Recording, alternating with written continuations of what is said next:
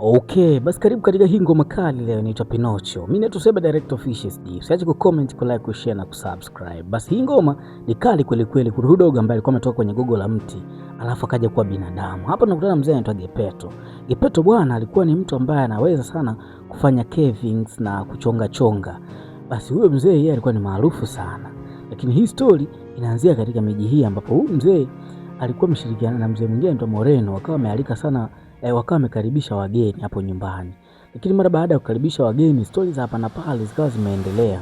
Kumbuka yule mzee anaitwa Geppetto, yeye ndio mtu ambaye anatengeneza vile vifaa. Huyu yeye na yeye ni kama mhunzi. Huku tunakutana na mzee mwingine ambaye yeye alikuwa na yeye pia anatengeneza vile vinyago. Cha ajabu anashangaa mti unatembea, yani gogo la mti linatembea. Sasa kama mwalika huyo Geppetto hapa nyumbani kwamba oya, naona gogo la mti linatembea. Huyo anamwambia ndio hilo limefanya mpaka waanguke chini. Imekuaje? Na gogo lenyewe liko wapi? Umeona? Lakini huyu mzee ambaye yuko hapo chini ni kwamba ni kitu ambacho hakijai kumtokea. Anasema hili gogo unaliona hapa mbele ndilo ambalo limeanza kutembea. Hilo unaolitazama hilo. Akamwambia limetembeaje? Mbona una mambo ya ajabu wewe? Hili gogo ni la kawaida tu. Kama wewe ulitumii nipe mimi nikachongee kinyago. Basi yule mzee amekaa kama amechukua ile gogo na kwenda kuchongea kinyago. Akachonga vizuri. Sasa wakati anakichonga akaanza kukisemesha eti kinyago kimependeza. Ghafla kikajibu. Mzee akashtukia kidogo. Huku mikono akiwa ameichongea pembeni na nini, umeona, akauita Pinocchio au Pinocchio ule mchoro wake au ile sanamu yake. Ghafla kazungumza. Mzee aliogopa, alishtuka, alikimbia mpaka huku nje, akaanza kuita watu, jamani, kuna maajabu huko yamenitokea. Maajabu gani? Watu wakawa haelewi. Baadaye mzee akarudi akamtengeneza akamkamilisha yule kinyago wake Pinocchio. Basi akaanza kumfundisha kutembea. Lakini Pinocchio mwenyewe akatoka akaanza kukimbia. Kumbuka dogo ametoka kwenye lile gogo. Akamkimbiza sana. Pinocchio baadaye akamzunguka mzee akarudi huko ndani. Lakini wakati anarudi huko ndani akaona kiumbe cha ajabu kama kina antena kinamsemesha, akakirushia nyundo akawa amekipiga kile kiumbe kingine.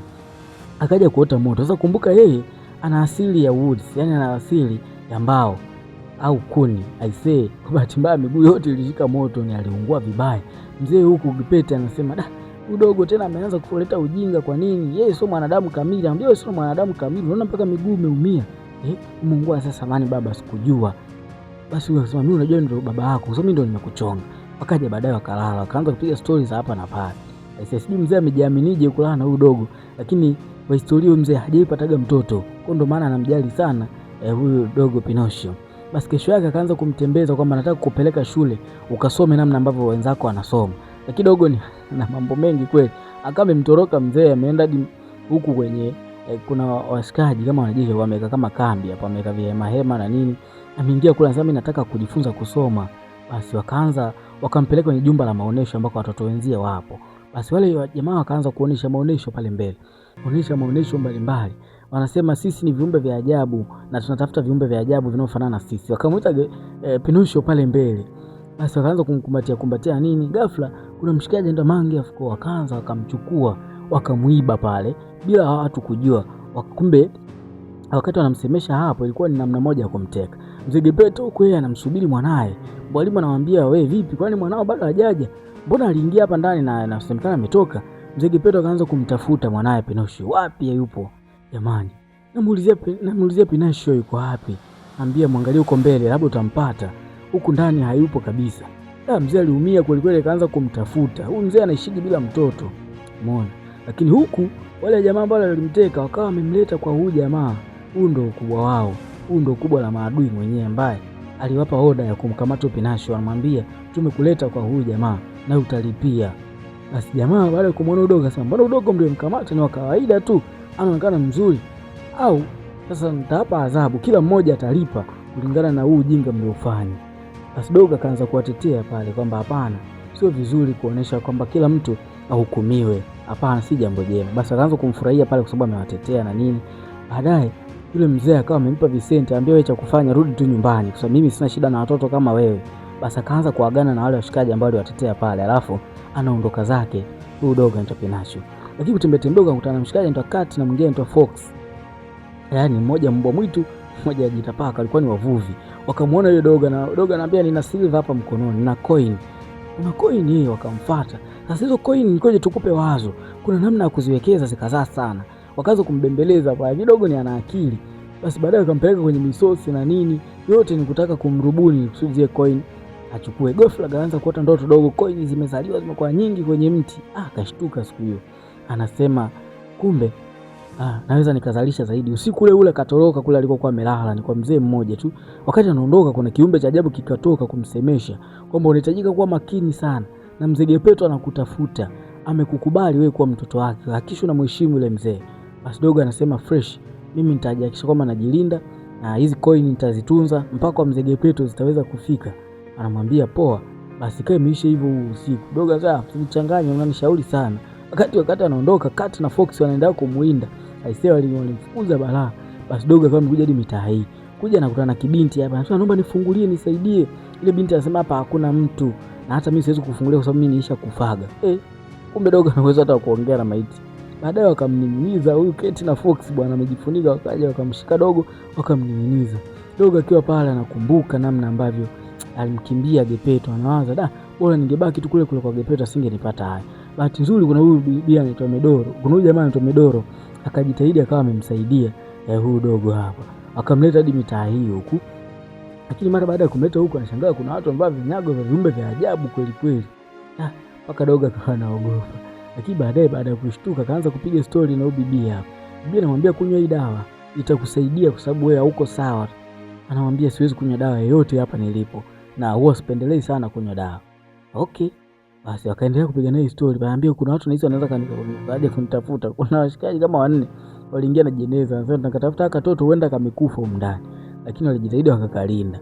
Basi bibi baadaye yuko zake hapo sibleni kwa ajili ya kupata mlo. Haka kadogo kanaendelea kupiga naye story. Anamuuliza maswali mbalimbali. Lakini dogo ana hali moja hivi. Akiwa anaongea uongo pua yake inakuwa. Kwa hapo ukiona pua inatanuka hivi ujue dogo anadanganya. Umeona? Pua ikawa inakuwa kweli kweli, anajitahidi kuilazimisha irudi wapi. Ikaanza kuharibu vitu na nini hapo. Ndege wakaanza kuja wanakula ile pua ili kusudi iweze kupungua. Dogo ni alikimbia sana. Lakini baadaye wakazoeana na huyu dogo. Wakaanza kupiga story na nini, wakatoka wakajivinjari, wakafurahi ili kusudi maisha mengine yaweze kuendelea. Umeona? Basi baadaye dogo akaamua kurudi, lakini kurudi bado tena kukutana na Kat na Fox wamebadili mavazi. Wanamtaka, yani wanataka zile coin. Wameshagundua zile coin ambazo dogo anazo ni za maajabu. Walimfukuzia mpaka huku nje ya mji, anamwambia tunazifukia hizi coin tuhakikisha kwamba zinazaa. Dogo akajitahidi kupambana kwamba anakimbia hayo mazingira, lakini aliumia sana. Siwezi kuzipoteza zile coin kirahisi. Akaenda mahakamani. Kwenda mahakamani huku kushtaki, anakutana na gorila ndo hakimu. Anamwambia mimi coin zangu nimenyang'anywa na watu wawili. Mmoja anaitwa Kat, mwingine anaitwa Fox. Huyu gorila anamwambia coin wewe ni za kwako. Anambia coin mimi nilipewa. Ulipewa wapi? Nilipewa na mtu mmoja ambaye ni kubwa la mapape. Anamwambia sawa basi wewe una hukumu na hizi coin zitahakikisha kwamba zinarudi kwako. Dogo akaondoka siku hiyo hana furaha kabisa. Lakini nia yake ni kurudi kule kwa Lupete ili kusudi aweze kumfikishia habari kwamba alikuwa na coin. Bahati mbaya baadaye dogo akawa amekuja hadi maeneo haya ambayo ni maeneo ya pembezoni. Akawa ameanguka kwenye maji. Baadaye kuna msamaria mwema tena alimuokota. Baada ya kumuokota akamleta na kumpumzisha kwa huyu mama huko. Huyu mama ndiye aliyekuwa amemuokota dogo. Anamuuliza vipi unaendeleaje sasa hivi? Anasema sasa hivi niko angalau, niko ahueni. Lakini namtafuta nani? Ambaye anamtafuta Gupete. Hilo jina ni gumu kidogo. Anamtafuta yule mzee wake yule ambaye amemchonga toka kule mwanzoni. Akamleta darasani, anambia kuna vitu tunatakiwa bado kujifunza, hata kuzungumza bado hujaweza vizuri. Wakamleta huyu dogo anaitwa Lusinolo. Baada ya kumleta anamwambia kwa nini umefanya kosa, wakampiga na nini pale. Lakini dogo akaja baadaye akamwingizia kamnyama fulani mwalimu kama kumkomoa kwa nini walisababisha yeye achapu. Basi walicheka sana wanafunzi siku hiyo. Lakini dogo mara baada ya kumaliza akamtafuta yule dogo akapiga sana story. Lakini namwambia mimi nataka kuondoka. Ghafla siku yake kesho tena waliporudi darasani wakaanza kuadhibiwa kwa sababu ya adhabu, lakini yeye dogo amefanya vizuri. Yaani kamekuwa ni kama chino sasa hivi, yani kamejua vitu vingi. Huyu bibi ambaye alimuokota akamwambia umefika wakati wa wewe kuendelea kumtafuta Gupete yule ambaye unaendelea kumtafuta wewe, yule mzee sasa. Basi kakaanza kuingia huku na kule kumtafuta yule jamaa. Basi mara baada ya kufika hapa anakutana na hiki binti, anamuulizia kama namtafuta mzee fulani. Anambia yule mzee mbona ni adimu sana, kumpata sio huku, labda ni ng'ambo ya pili. Basi akaanza kumpa direction ya kuhakikisha kwamba anampata yule mzee wake. Dogo mchana jioni anamtafuta huyo mzee wake. Baadaye akawa amepanda kwenye hilo gari kwa hawa vijana wengi, hajui hata wanaelekea wapi, lakini mbele yao. Anashangaa amekuja mpaka huko, anaogelea, anajivinjari. Kabidi yeye aanze tu kujumuika katika hiyo michezo, kwa sababu nia yake ni kumtafuta yule mzee. Basi baadaye akiwa hapo anashangaa ghafla masikio yake yameota na kuwa kama masikio ya punda. Kumbe kuna vitu kama madawa fulani yalikuwa yamenyeshwa na udogo. Baadaye anashangaa anaanza kuumia balaa, makucha yanaota kama ya punda na nini, pamoja na huyu mwenzie, huyu rafiki yake ambaye ndio yule alikuwa ametoroka naye kule kwenye shule ya pili. Sasa bahati mbaya wakawa wamembadili yule rafiki yake kuwa punda bwana. Amebadilika kabisa kuwa punda. Baadaye wakaanza kumfanyia masala yao na nini pale, lakini kwa bahati nzuri huyu bibi ambaye alikuwa amemuokoa yule dogo, yeye amefanikiwa kumtetea, kwa sababu ilikuwa na yeye abadilishwe kuwa punda, lakini amejitahidi kumtetea. Lakini huyu punda mmoja ndio sasa hawa jamaa baada ya kumfanyia zile sala zao wakaenda kumtupa kwenye maji. Mara baada ya kumtupa kwenye maji, samaki wengi wakaanza kumfukuzia huyu jamaa na kumla, yani yule punda na kumla. Ghafla wale jamaa wakati wamemtupa yule punda kule kwenye maji, anashangaa na kale ka jamaa akiingia kwenye yale maji. Umeona? Wakaanza kukawinda, lakini kwa bahati nzuri huko nyuma kuna kama ile samaki linakuja. Sasa hii samaki sio kwa jema, likammeza yule dogo, akaingia mle tumboni. Kimara baada ya kuingia mle tumboni, anashangaa anaona samaki mwingine ambaye ana sura kama ya mtu. Akaanza kumuuliza, wewe vipi, mbona sura kama ya mtu? Anambia, mimi niliingia kama wewe huko ndani, nilimezwa. Mara baada ya kukaa sana huko ndani kabadilika kuwa hivi. Wewe unatafuta nini? Anambia, mimi namtafuta baba yangu. Akasema, unaona ule mwanga kule mbele, nenda kwenye ule mwanga, unaweza kumpata, huenda akawa ni yeye. Kuja huku, ajabu kweli, anakutana ni yule mzee bwana ambaye alikuwa anachonga vinyago kule. Kwa hiyo kumbe mzee naye alimezwaga, ndio maana alivyomtafuta sana akumpata. Aisee, walikumbatiana sana hapo ndani. Ambia, sasa huko naishije? Ambia, huko mimi naweza kuishi tu, nimeshazoea mpaka sasa. Ndio maana nimeweza kufunga masuala ya umeme na nini, yani nina taa zangu na kila kitu. Aisee, hapa wazungu naona wametupiga bwana, ndani ya samaki kweli. Anyway, basi dogo akamleta mpaka kwenye mdomo wa samaki kwamba mzee, tunahitajika tutoke. Mzee sasa, mimi sijui kuogelea, nitawezaje? Anasema hata mimi sijui, lakini tutajitahidi. Kuliko kukaa huko ndani, tutabadilika, tutakuwa samaki mtu kama yule. Basi wakajitahidi, wakatoka kwenye yale meno au kwenye ule mdomo. Kwa bahati nzuri ile samaki nayo alifanikiwa kuwavuta mpaka huko pembeni. Yule samaki ambaye kwa kama samaki mtu alifanikiwa kuwatoa. Basi siku hiyo wakawa wametoka zao, ndo wanarudi tena mtaani. Kurudi kule kijijini, daka nyumba kao karibomoka kitambo kweli, ambako mzee alikuwa anakaa. Aisee, dogo aliumia kweli kweli.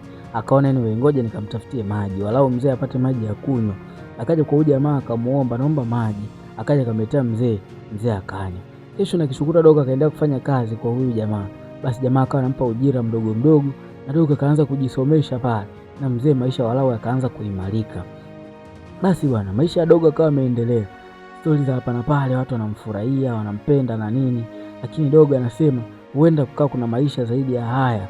Lakini mzee wake anamwambia, sasa natamani sana ubadilike kuja kuwa mtu wa kawaida, kwa sababu ukiwa kwenye hali ya mbao na nini haufai, yani ukiwa kama hivi kinyago hivi haufai. Basi baadaye bibi huyo akawa amekuja ambaye alimuokoa kule. Sasa nimefurahi kukuona ukiwa salama, lala hapa. Baada ya kulala pale akaanza kumfanyia sala mbalimbali pale. Ghafla kadogo akabadilika na kuwa mtu kweli. Dogo alirudi kwa furaha kwa mzee wake huku Kipete.